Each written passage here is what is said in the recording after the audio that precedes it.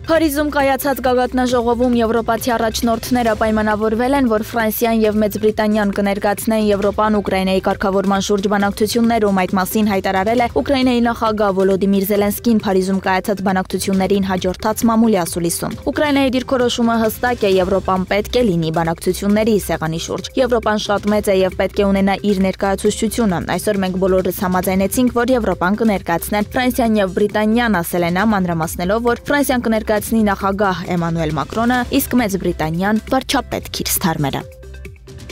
Ռուսաստանի նախագահ Վլադիմիր Պուտինը լուրջ է անվանել Գրենլանդիան միացնելու ԱՄՆ ծրագրերը եւ հայտարարել, որ սխալ է դրանք արտառոց համարել է։ Ըստ Պուտինի խոսքը գնում է Գրենլանդիայի հետ կապված ամերիկյան կողմի լուրջ ծրագրերի մասին։ Ինչ վերաբերում է Գրենլանդիային, ապա դա վերաբերում է երկու կոնկրետ պետության եւ մեզ հետ կապ չունի, ասել է Ռուսաստանի նախագահը։ Պուտինը հիշեցրել է, որ ԱՄՆ-ն նման ծրագրեր ուներ դեռևս 1880-ականներին։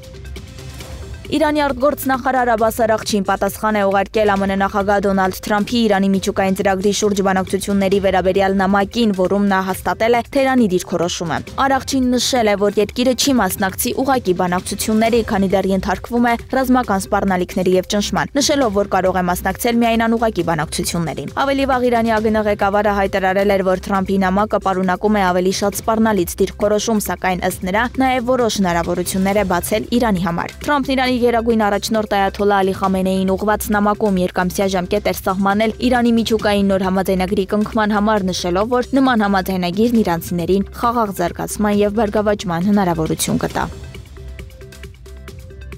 Պեկինում հանդիպել են Չինաստանի եւ Ֆրանսիայի արտգործնախարարներ, նորակարգում են եղել երկկողմ հարաբերությունները, ԵՄ-Չինաստան գործակցությունը, դիվանագետները պայմանավորվել են խորացնել շփումները գյուղատնտեսության, միջուկային էներգիայի, արհեստական բանականության, ավիացիայի եւ օդատիեզերական ոլորտներում։ Վան Ինը Ժան-Նոել Բարոյի հետ մամուլի ասուլիսում հայտնել է, որ Պեկինը եւ Փարիզն այս տարի ռազմավարական, տնտեսական, ֆինանսական եւ մշակութային հարցերի շուրջ բարձր մակարդակի 3 հանդիպում կանցկացնեն։ Ժան-Նոել Բարոն էլ հույս է հայտնել, որ Պեկինը կազդի Ռուսաստանի վրա եւ կստիպի բանակցությունների սեղանի շուրջ։ Նա նաև նշել է, որ Փարիզը դեմ է առևտրային պատերազմի ցանկացած դրսևորման։